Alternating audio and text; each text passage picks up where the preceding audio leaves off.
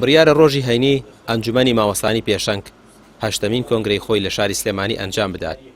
ئەنجومەنەکە ماوەی چەندین ساڵە بۆ خزمەتی مامۆستایان و بەرگریکردن لە مافەکانیان پێکهاتووە.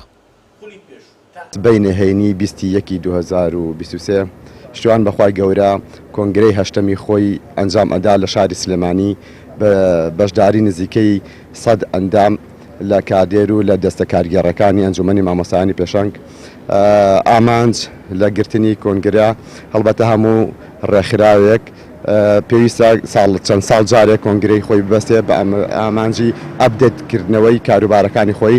ئێمەش لەم کۆنگرەیە هەڵسەنگاندن بۆ کار و چالاکی چەند ساڵی ڕابردوومان ئەەکەین، استراتیژ و بەرنامەی کاری داهاتوومان داهێنین. هەڵبەتە ئەنجومەنی مامۆستایانی پێشەنگ لە هەموو شارەکانی هەرێمی کوردستان لقی هەیە، 12 لقی هەیە لە هەموو شارەکانی هەرێمی کوردستان.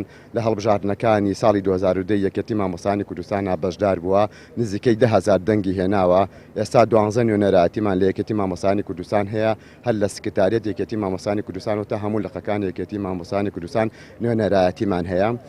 لە هەموو لقەکان لە هەموو شارەکانی هەرێمی کوردستان چالاکیمان هەیە بۆ خزمەتی پرۆسەی پەروەردە و فێرکردن و بۆ داکۆکیکردن لە مافی ڕەوای مامۆستایان.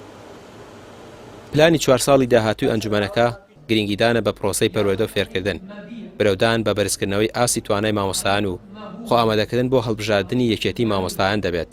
هەروەها پلانێکی تۆکمەتر دادەنرێت بۆ داکۆکی لە مامۆستایان و قوتابیان لە سەرتاسەری هەرێمی کوردستان.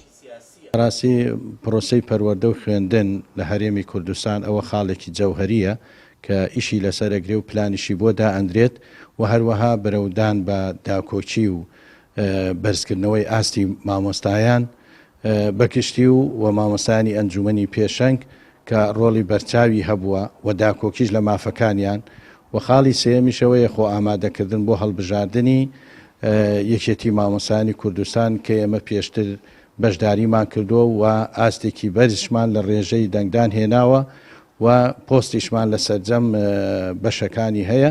بۆیە بە کۆی گشتی کۆنگرە ئەوەیە کە بەرنامە و پلانێک دابدرێ و پێشخستنی ئەو ڕێکخراوە لە ئاستێک بێت کە داکۆکی لە مافی ئەو مامۆستایان و قوتابیان بکات و بتوانین لە 4 ساڵی داهاتوودا ئامانج و بەرنامە و پلانەکان جێبەجێ بکرێ.